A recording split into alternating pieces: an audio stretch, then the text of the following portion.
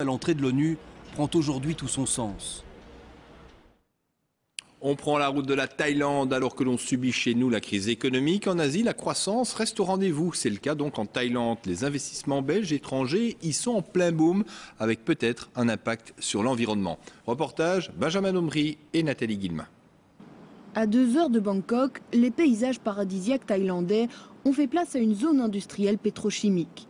151 entreprises, dont 4 belges, se sont implantées ici ces 20 dernières années.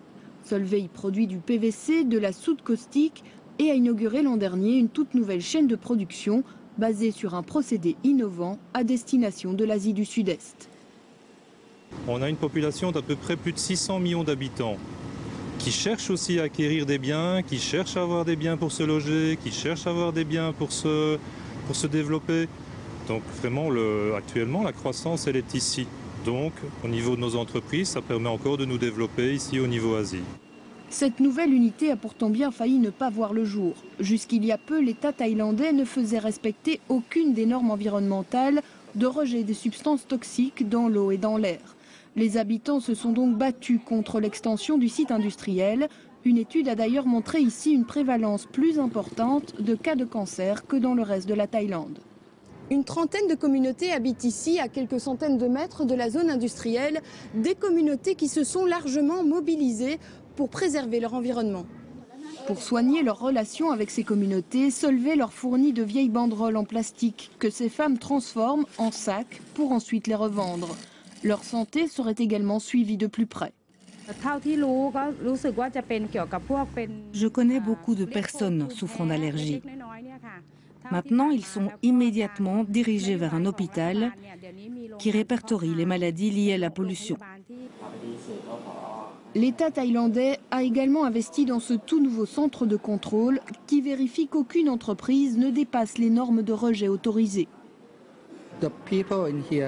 Les gens d'ici surveillent tout 24 heures sur 24 et ils enverront un signal en cas d'urgence. Solvay estime aujourd'hui que les normes ambientales sont plus sévères sur ce site thaïlandais qu'en Europe. Reste que la concentration d'autant d'entreprises pétrochimiques sur un même lieu reste une préoccupation locale importante. Et voici ce qui fait la fierté des scientifiques belges. La météorologie spatiale désigne en fait la discipline qui s'intéresse aux phénomènes survenant autour de la Terre mais pouvant affecter l'environnement. Ce centre est opérationnel. Ce centre opérationnel des services météo de l'espace s'est installé à Bruxelles. Pascal Bollekens.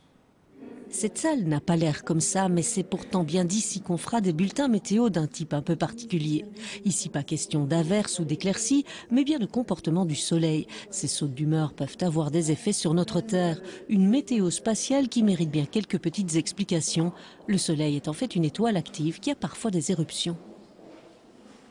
On voit ici les taches brillantes ici dans l'atmosphère du Soleil.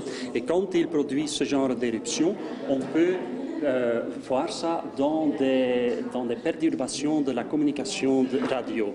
Lors de ces éruptions solaires, des particules très énergétiques sont éjectées. Elles peuvent bombarder notre atmosphère et quand cette tempête nous arrive, mieux vaut être prévenu. Il y a des tempêtes qui sont très importantes et qui peuvent perturber tous les systèmes électromagnétiques. Et quand je dis tous les systèmes électromagnétiques sur Terre, ça veut dire ça peut arrêter les centrales électriques, ça peut arrêter vos ordinateurs, ça peut arrêter vos téléphones, etc. Alors là, on parle de tempêtes, on appelle ça des tempêtes de type Carrington. Donc c'est une tempête qui a eu lieu en 1859. Et à l'époque, tous les télégraphes avaient pris feu. Des satellites pourraient aussi être endommagés ou carrément détruits, des astronautes interdits de sortie dans l'espace. Mais même sur Terre, malgré la protection de notre atmosphère, les instruments les plus courants comme notre GPS peuvent en être déboussolés. Ça fait des années maintenant que des chercheurs belges étudient ici à Uccle le Soleil sous toutes ses coutures. L'Agence spatiale européenne ne s'y est pas trompée, elle y installe son centre de référence. Près de 20 personnes vont coordonner toutes les informations en provenance des 4 coins de l'Europe, un investissement de taille. Le programme pour la période 2, c'est 46,5 millions sur 4 ans. Donc ça recouvre toutes les activités du programme SSA. Mais une bonne partie, à environ 70% de cette somme, sont dédiées à la météo de l'espace. Donc il y a également des opérations, des développements. Aujourd'hui, le soleil est d'humeur plutôt calme. Juste une petite alerte ce matin, mais sans gravité. D'autres perturbations seraient attendues dans les 48 heures. Dans quelques instants, question à la une. Bruno Clément, bonsoir. Ce soir, on va parler sexe avec une première question. Faut-il parler sexe aux enfants? Oui, effectivement, François. Une enquête ce soir sur l'éducation sexuelle à l'école. Elle est obligatoire depuis seulement 2012 chez nous.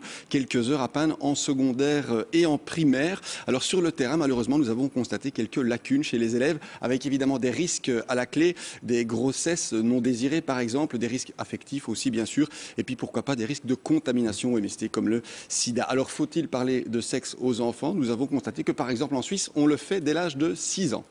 Alors, une autre question, c'est la deuxième question, elle concerne le sexe, la sexualité des personnes âgées.